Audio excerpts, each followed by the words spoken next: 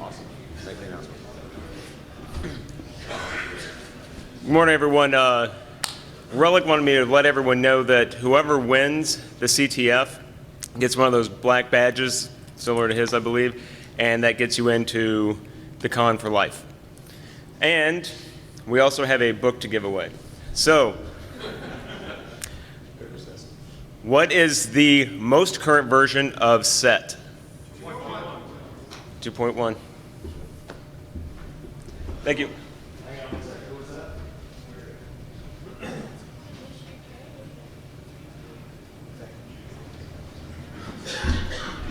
Actually, that guy didn't answer the question. He just social engineered me into giving him the book.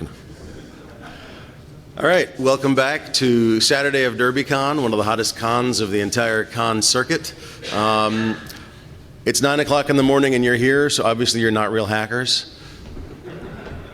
And we're about to have a very, very cool talk. If I have to introduce Georgia, you obviously have your Bluetooth and a Wi-Fi turned on your phone. If I don't have to introduce Georgia, you're frantically going, turn off, turn off. Airplane mode on. So with no further ado, smartphone security, the mistress thereof. Let's hear it for Georgia.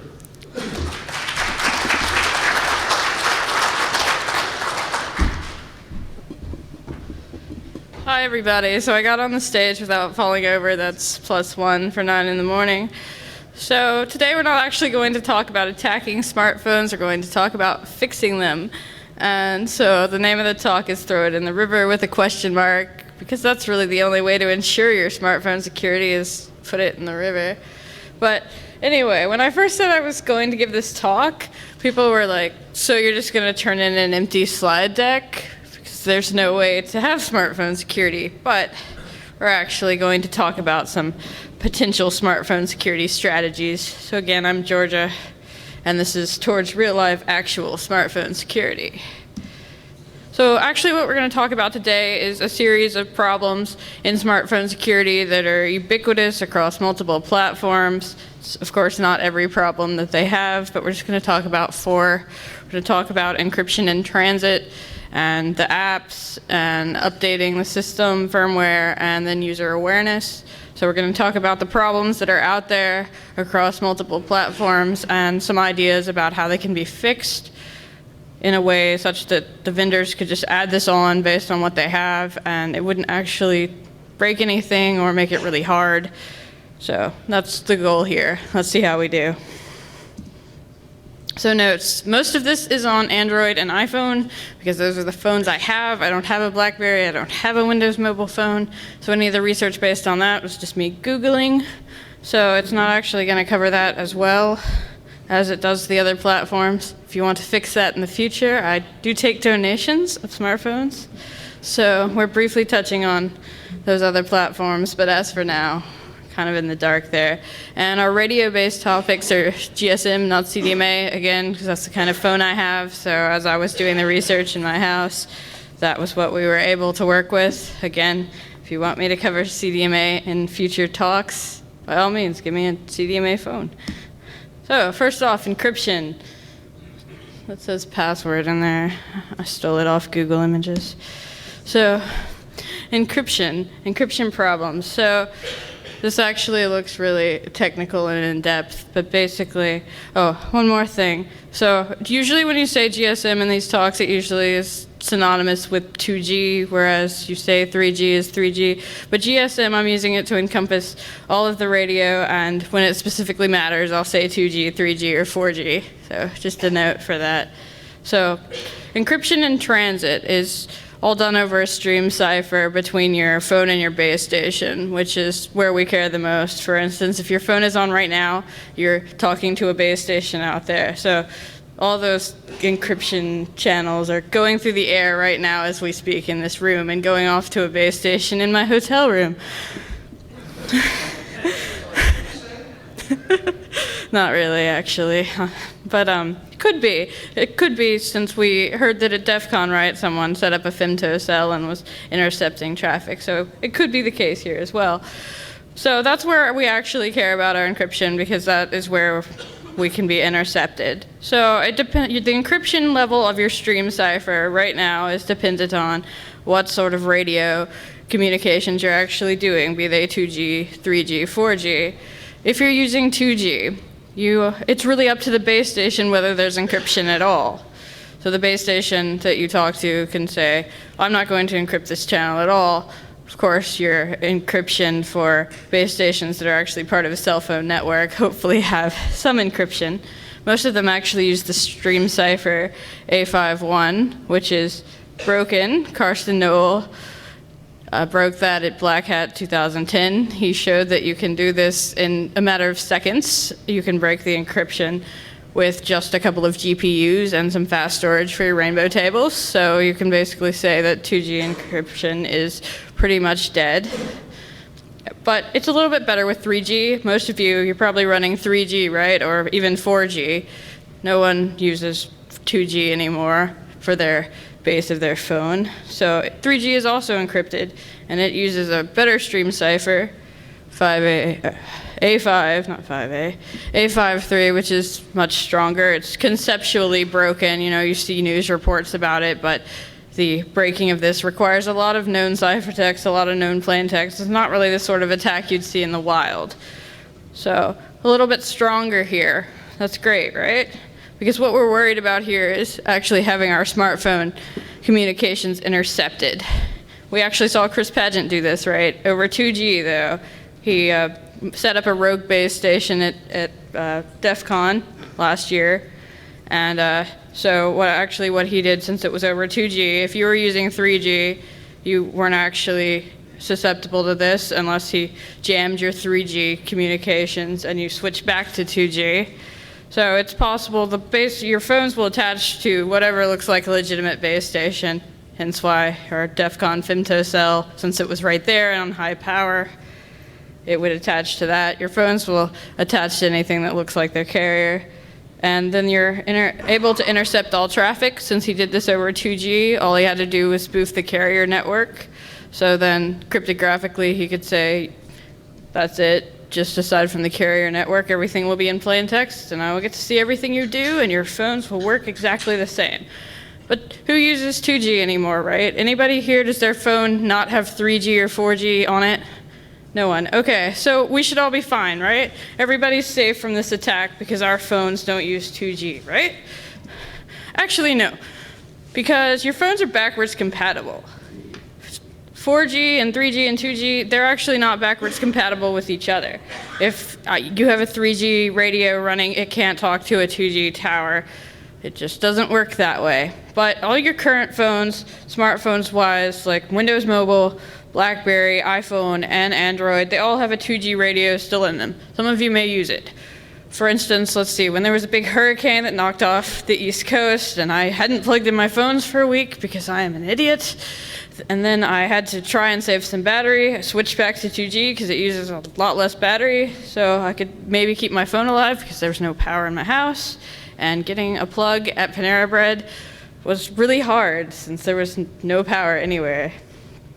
And also, if you're in a really congested area, there's a lot of people on the 3G that there usually aren't. Switching back to 2G could actually make things go faster. You wouldn't think so, but it can. So there's legitimate reasons why you might want to use 2G and not 3G, like those.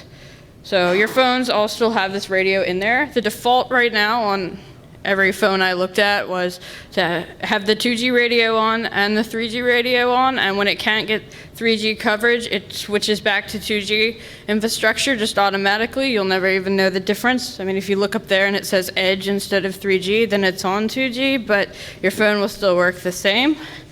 So that's the default on all the phones.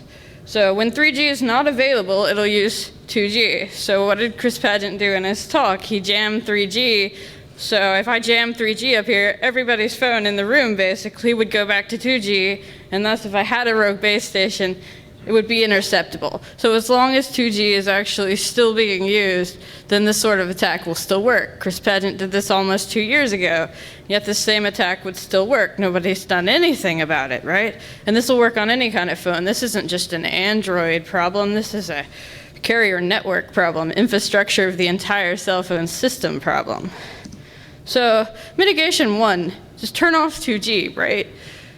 It's an option on all of the phones that I looked at to force 2G only. For instance, like when I was in the hurricane, or some people at DEF CON, if there were too many phones around and they weren't getting good service, then you might say, go into your settings. You just go into settings. You don't have to root your phone to do this. Just go in there and it says, do you want to use 2G only? You can click that, and then your phone will automatically connect to only the 2G networks and not use your 3G or 4G if your phone can do that. However, using 3G Plus doesn't seem to be available on, well, I know it's not available on iPhone 4 or the current Androids, but it does seem to be on BlackBerry. Again, I don't have one, but based on research, that does seem to be an option on that one. You can go into settings and so force it not to use 2G ever, but it doesn't seem to be the case on any of the other ones I look at. So we need to see this setting made available. They can do this. It's the same way. Just don't use that radio. Radio off. We can do that. So we need to see that definitely become an option, and it would be cool if they made it default too. However, if you made it default and you went out of the range of your 3G coverage, your phone isn't going to work anymore. But they could also fix the encryption on 2G, but I don't really see that working either. So I think probably the best thing for your end user is to have the default setting not to use the bad encryption 2G, because we're seeing this attack more and more. So another mitigation, if that isn't going to work, well, all of your GSM data is encoded, not encrypted. The only encryption on any of your communications going out over GSM right now is the stream cipher. So if you're on 2G, definitely breakable, conceptually breakable on 3G. So once I actually get a hold of your communications, then it's just encoded. It's not encrypted. I can get all of your data back. But your smartphones, I mean, they're mini computers. They're really fast. The things my phone does, it plays the YouTube for me. I can go running and play YouTube so I don't have to actually download the music and buy it. It's great. They can do anything that my computer can do. So they definitely have the resources in terms of CPU and memory speed in order to do, basic crypto, definitely. I mean, it can encrypt over the internet through its browser and such, so why can't it do it over GSM? And a lot of them even have tools like OpenSSL. If you root your phone and just type OpenSSL, oh, there it is. It's already there. You don't even have to install it. So I don't see why there's any reason why you couldn't encrypt this traffic easily. In fact, we're going to look at doing it. So a case study. If any of you have been to any of my talks before, you might have seen a slide kind of like this. This is, in fact, an SMS deliver PDU. This is what your phone sees when it gets an SMS. It sees all these values and parses them out nicely and gives them to you. So this is actually what you see. And the interesting parts are the sender number, which is, in fact, just scrambled around. It's just like the 1 and the 5 switch back, the 7 and the 1 switch back, the 3 and the 5, and then it's padded with an F to get the number back. And then your user data is, again, just encoded, not encrypted. It's 7-bit GSM encoding, which you can look up on the internet really easily, and it'll show you how to do this. Again, if you are a computer science professor or otherwise teaching beginning programming, really fun idea for an exercise. Do 7-bit GSM, have them parse this and get the message back. Kind of fun, more fun than what I did when I was in intro computer. So just a thought. So given that PDU, again, it's all reversible. If I can intercept that PDU, I know who sent it to you and what they said. And so example, that message back there actually decodes to hello, hello, which just seems to be what everybody uses for their examples on cell phones. It's like foobar for cell phones, who knows. And sorry, if you want to get my phone number, you actually have to get it out of the previous PDU. I'm not just going to give it to you. And crafting a spoof SMS send, so this is a deliver, but to send, that if you want to send it to your modem to send it out. Spoofing that is also possible, as if you saw my botnet talk, that's actually what it does, is spoof an SMS send so the user doesn't see it. So definitely all this stuff is possible, and actually having some sort of authentication, encryption, integrity checking, all this big buzzword CISSP stuff for our SMSs could actually fix all this stuff. But why do we care about SMS? Aside from my botnet, I mean, isn't SMS just, hi, let's meet up for lunch after George's awesome talk that was really great and the best one of DerbyCon, right? No laughter. So why would we actually need encryption for that? I mean, your average user probably isn't that worried about their SMS messages being read. I mean, I'm sure there's a lot of things that we would love to be privy to on people's SMS message. I know there are on mine, but your average user, do they really need this? Is it actually a big enough problem that the smartphone providers need to put encryption in place? For instance, if you really need encryption on your text messages, there's some add-on products already available. Whisper systems that they're text secure, which if you're speaking to someone else who uses text secure, you can encrypt over transit. So if you really need private text messages, there's already stuff available that people can do. So why would you need this infrastructure at all? Well, the problem is not the SMSs itself, it's the vendors that are using SMS.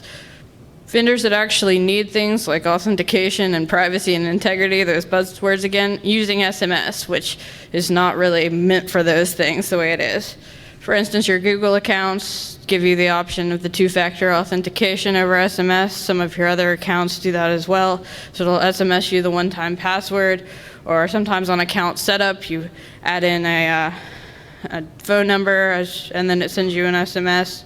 If it doesn't really do checks, I actually saw this in the real world recently with a bank where when you set up an account, and then attackers who attack the bank just put in, prepaid phone numbers and went on their merry way. And this was all over SMS, so an example of why SMS might be a little more important. If you've ever lost access to your Google account while you're looking for a job, you can say that that's pretty awful, and definitely you'd want to protect that in some way. Mobile banking is a big one with this. I was actually really surprised how far mobile banking has gone since the last time I looked at it. I'm way too scared of cell phones to do anything like this, but mobile banking not only does, again, your one-time passwords for your two-factor sent over SMS, but I saw some examples of balance reporting. Might not want people to know that. And even saying yes to electronic bill paying. Like, we'll send you an SMS and you have to send it back saying yes in a certain way. I think I might want that to be private, and I certainly don't want somebody able to say yes for me. Somehow get into the bank and say, send all my money to this strange account. Yes. Okay. So it just seems like something that's worth protecting given the kind of services that are over SMS these days. Also, another one, I don't want to pick on T-Mobile, but T-Mobile is who has my Android. The other ones might be doing this too. But vendor text messages. I got a text message and it was from some weird number and it said, "Congrats, vendor has this awesome product to protect your phone. Go here," and had a link to download it. And it sent me to a third-party app store. It didn't even send me to the Android market. And this was from T-Mobile, and it went to T-Mobile.com, so I could tell this was either somebody had hacked T-Mobile or it was legit. But, what if it was just a random link? And an average user, can they tell what is the actual domain and what's not? So this is actually an example that could be taken advantage of greatly. I could send out these messages here. Here's a great security app, and it's from your cell phone provider. Send you to a link and download it, and who knows? We'll talk about a little more about what apps can do to hurt your phone a little later on, but sounds kind of scary. And this actually happened to me a few weeks ago, which gave me the idea. The T-Mobile mobile security app came just that way, over a text message. There's really no authentication. There's no way for me to tell that that came from T-Mobile because I can send a message that looks just like that. So, again, the things that are moving into SMS, we just need to protect it more. So, encrypting SMS. So actually, this was not too hard to do. It didn't take very much code, and your vendors, I'm going to release the code for this if you want to look at it, but it's not a very big program, and our vendors could easily add this on to how they already do SMS. They won't have to add in a new app or anything. It won't break anything about the standard. It'll just provide you some encryption. The example actually uses a short key RSA, which is probably not the best. I've actually learned a lot about crypto as I've been working on this, and something like elliptic curve that was smaller would actually work better for this, but the example is what it is. It's just a proof of concept. We going to look at a demo of it. So actually what you want to do is intercept the SMS after the application, so your applications on your phones will still work the same way, send things down, and intercept it before it goes to the modem and goes out, then just encrypt it the same way we encrypt anything else, and adjust our SMS send PDU. We saw the PDU and we saw the data, so that instead of being E8, so on and so forth, it would be, you know, the encrypted value and then it encoded properly. And then send it over normally. It'll work fine. We'll see in the demo, you know, it just sees it as a different set of characters. And upon arrival, you know, we see the number, we check for the private key for that number, and then try and decrypt it. If it doesn't work, then something went wrong. It didn't actually come from that sender. You know, we have a lot of experience in encryption. We're not doing anything new here. This is the same way we use encryption on everything else. So then we just send it up to the user application, and they'd never know. Our demo, it actually looks kind of slow, but that's just how old that G1 is. So we're going to look at an example of this real quick.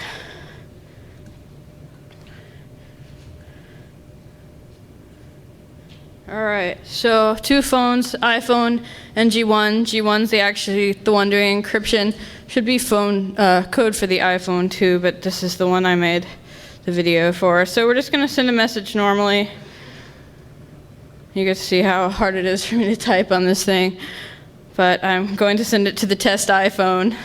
So that just works normally, but since it's using asymmetric cryptography, it's going to encrypt it, well, basically sign it, I guess is what they call it in asymmetric cryptography, with my private key, and then the iPhone will check it against my public key, though it's actually not going to decrypt, so you can see the encrypted message. But I send my usual message, hello, hello, and send it off, and it does look pretty slow. That's 1, the bad service in my apartment, and 2, the phone's really old. It doesn't actually seem to slow it down at all. So it goes through, and goes all the way around the world, and then gets back to my desk on the other phone, and it looks very encrypted, yes?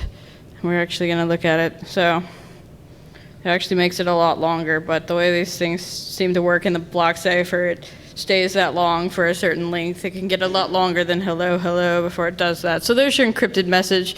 Again, this is just a proof of concept, so in the real world, you'd actually want that to decrypt because that doesn't show anything, but so that's how it works, and I'm going to release code for that if you want to take a look at it. So another thing that's interesting about our phones, applications. Applications seem to be a really big part of how vendors market their smartphones. Our apps are better than their apps by our phone. In fact, I was talking to a friend the other day, and he was like, yeah, I'd love to switch to Android, but then I'd have to switch all my apps, so I think I'll just stay with the iPhone. So apps are definitely a big part of the market. But they're also kind of the path of least resistance in a lot of cases about how to hack these phones. So we're going to look again, this is Android and iPhone mainly. So the Android App Store is kind of the open platform of the two. Anything really goes here, which we like as hackers, right? We like open source. So anyone can write an app and upload it to the Android market. You just have to pay a $25 sign-up fee, and then you can go on your merry way and upload whatever you want to the Android market. And anonymous sign-up is possible, you know, the prepaid credit cards and whatnot, just like prepaid phones. They don't really verify you. You can sign up as, you know, FUBAR or hello, hello for all they care, really. And there's no certificate authority. You can download something from a third-party app store and it will run. You know, as long as it can run on the Android and you say yes to installing it, it will run. So I can make an app and run it on my phone and, you know, put it up on the internet and tell you guys to download it, and then, or send out that SMS and pretend to be T-Mobile and be like, here's a security app that will save your phone, and put really scary stuff in it, which we saw Droid Dream, for example. That was a big one on the Android. Trojaned a bunch of apps. It was all over the news, so, you know, it happens. The iPhone App Store, on the other hand, more of a closed platform. You must have a developer's certificate to even run your code on your own device, I've found out. It seems like if you root it, you can make a C program and you can fake sign it, and I could get that to run, but I couldn't even get my app. I couldn't get Xcode to even export my app if I didn't pay my $99 a year. So our example of iPhone code that we're going to see earlier is going to be done on an emulator for that reason. But your identity is verified, of course. You know, if you steal someone's identity, big black hat stuff, I'm sure you can get onto the iPhone store and not have it traced back to you. But they do verify your identity based on your credit card. So they check who you are, and so they want to make sure everybody is doing what they should be. So all your code is reviewed when you go through. So if you do something really awesome, probably you could get malware onto the store. I have not tried, but all of it is reviewed, so there is a review process. If you do anything really obvious, I'm sure they'll catch it. So iPhone actually has a lot of security protections. These are not even all of them. I have a bibliography at the end of the slides, and these will be up. So if you want to do more reading on this, there's a paper from Black Hat this past year that really that's all they talked about, and it was great. They ran through a lot of these, but here's a few. For one, they have mandatory code signing. You can't even load new code at runtime. And the only things that can, obviously, something like mobile Safari has to because it's running dynamic web pages, but if you have an app, it can't load any new code, which is really annoying if you're trying to like Trojan the baseband, for instance, like I do. It just crashes and says, no, we don't do that. So it won't actually let you run anything that isn't signed by Apple. And there's some ASLR on your system binaries. They all have full ASLR. And some of the apps in 4.3 and later have them. You have to actually compile it with PIE support, which in that paper that's referenced, they actually looked through the top apps and saw that none of the top apps for iPhone were actually having the ASLR support right now, but it's speculated that in iOS 5 this will all be fixed and everything will have full ASLR support. But since you can't even load code, I think they're doing all right, you know? So, and your individual apps are sandboxed with mandatory access control. You really can't overwrite it as far as anyone can tell. So, I think they're actually doing pretty good here as far as protections from malicious apps. Android security protections. This slide is a little bit shorter. So, but I mean, this has the good and the bad, right? I mean, a more restrictive platform is just harder to work with. And so, I mean, I think Android probably has the bigger market at this point, probably a lot for this reason, not because you can do malicious things, but you can do more good things with it too.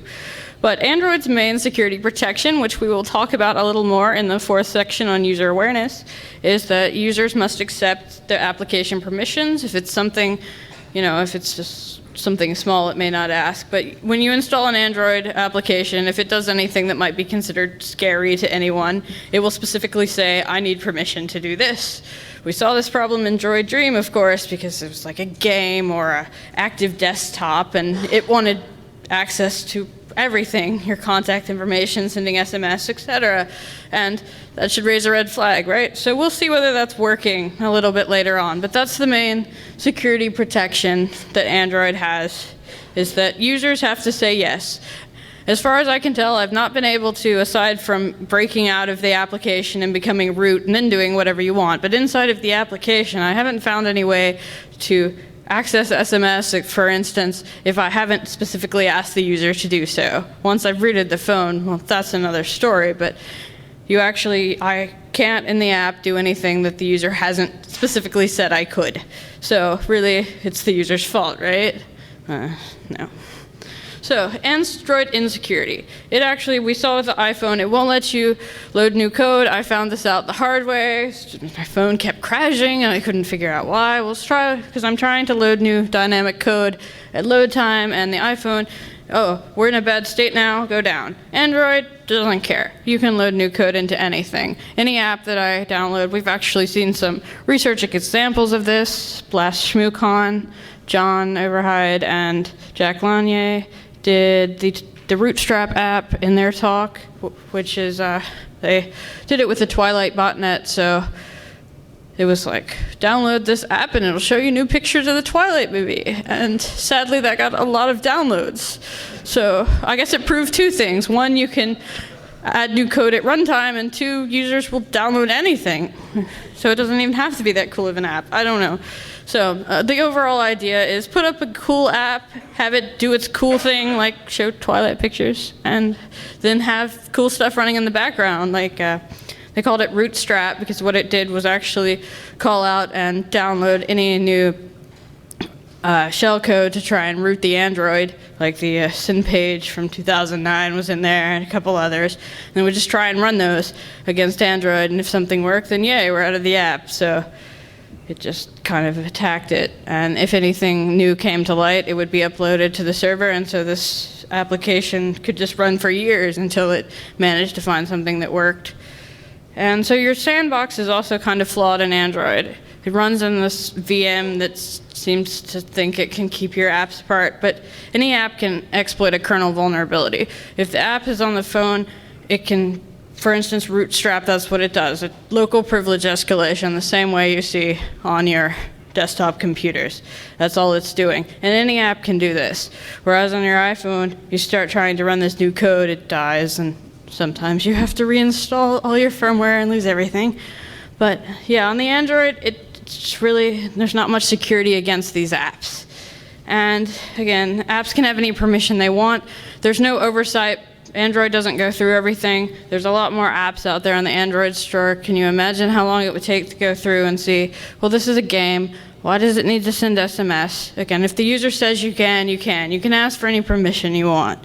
Then that's what Droid Dream did, which was a big one. It Trojaned some apps and then asked for permissions that those apps didn't need, but it did because it had to do malicious things. So a little more insecurity here. iPhone insecurity. Again, not all the apps are compiled with full ASLR, but with all the other checks in place, I don't really see that as a big problem.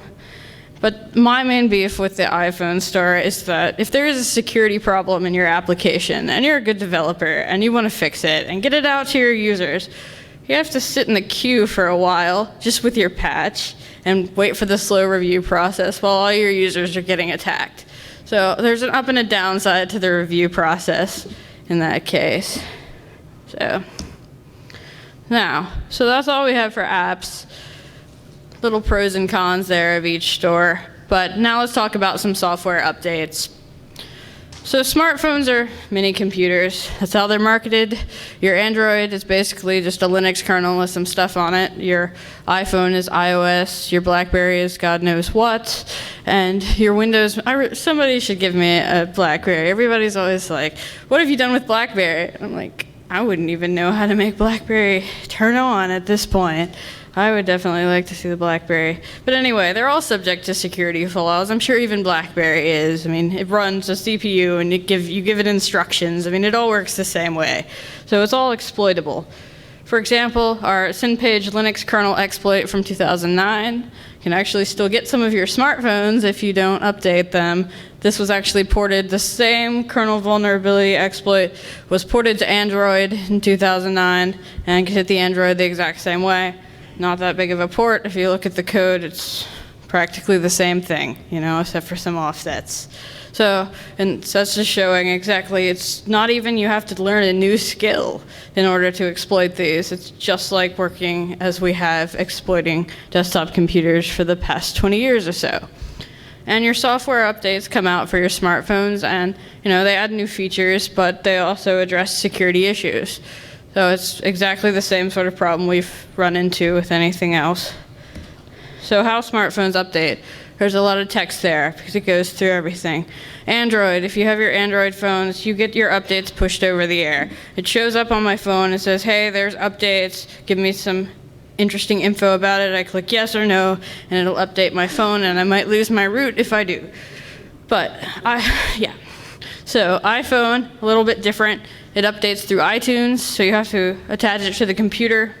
I've heard after I did this, after I made my demo and everything, people are like, that they fixed that in iOS 5. So they are actually going to move to over the air, at least they say, on iOS 5, so moving more towards Android. But right now, you have to attach it to your computer, and I know, I only attach it to my computer when I want to update my library of music, which since the advent of YouTube, who needs to anyways? So it's up to the user to attach it to their computer that has iTunes, so it'll tell them about the update. And Windows Mobile is very similar. It uses a program called ActiveSync, which does pretty much the same thing as iTunes. It syncs your contacts and things. So whenever you attach to a computer, if there's an update, it'll tell you. BlackBerry, I think, is probably the worst at this. It checks, you have to actually go to the BlackBerry website and ask them if there's updates for your platform, and then download it, and then connect your phone. So I don't think the average user is going to remember to do that. I don't think I would remember to do that. So another thing, a side note, why are Android updates so slow? I want to go with Android here and say they have the best update system, but you always hear, oh, the update comes out, it's released by Google, and then 6 months later, my phone still hasn't updated. Something's obviously wrong with this over-the-air thing. Why isn't it going out to everyone? Well, it's actually very simple why this is. So Google puts out the new version, and then I get it because I have a Nexus S, and it's directly from Google. But you don't get it if you don't have a Google phone, because it has to go to the other platform makers, since anybody can make an Android. And then they'll actually port this new version with their custom UI and their apps and everything on it, and then they'll finally send it out to you. So if there was a security issue in it, it might not be so good to use this system. But for instance, previous updates have taken over 6 months for someone to put it out, so hopefully the people will know that there's a big security update in this one and they should push it out quickly. So that's actually why the Android updates are so slow. So I like Android's way. I think pushing it over the air, if not the entire update itself, at least informing the users over the air, hey, there's a system update, do what you will with it, because I don't always update mine right away for whatever reason. But I think users should have the option and should know immediately whether or not there is an update. So I actually came up with a simple solution for this. Again, not very hard. Didn't take too long. Not much code. Wouldn't be hard for smartphone vendors to add this. And I'm going to release this code as well. And so actually what it does is it's just an application that checks against the server and says, what's the current update, and then says, hey, what's my current version, and compares the two, and if they're not the same, it pops up a user little message box thing and says, hey, update me, and gives some details about the update. So you might still have to attach to your computer, but at least you'll know. You'll have that option. So I think that's probably the best way to do it. Even if they can't send it over the air for whatever reason, it's definitely telling the user that there is a security update is, I think, preferable. For instance, iPhone seems to have all this beef about you jailbreaking your phone, but then they don't tell you that there's an update available that will stop you from jailbreaking it. It doesn't make any sense to me. So, what? They do? Okay, so Windows phones are actually moving towards this as well. But let's look at our little demo anyways, because it's pink. We have to look at the pink one. Update me. So, right, this is on an emulator because I don't want to pay $99. So, see, it says update me, and it has a pretty pink background. So it does it at startup, and then it checks periodically, or you can just hit the button and ask it. So it actually just checks. So again, this actually took me a while to develop because I wasn't used to developing iPhone apps. But once I figured it out, it's just a few lines of code. It's like, oh, call up to the server, what's my system version, put up a message box. So this wouldn't be hard, but it looks like Windows Mobile is using this, and iPhone is also going to use this. So maybe just BlackBerry needs to use this model. What are we doing for time? All right, my big one, always my favorite, user awareness fails. We've seen some great strides in computer security, I think. It seems like, I talked to my grandmother and she's talking about viruses and not clicking on emails, and it just seems to have gotten out there in a big way that there definitely are security threats. Don't click on this random link in your email. I guess I put it this way. Would you ever, if you were a boss at a company, would you ever tell all your employees to go out and find everything on the internet that they could possibly find that looks cool and download it and install it to their computers? Would anybody do that? No. Why not? Because it might be malware, right? If you just go out and do that. The problem is that's exactly what your smartphones are telling you to do. That's how they market them. Our apps are great. Go out on the App Store and download all the apps you can find. Buy our phones because our phones have better apps. Our app market is better.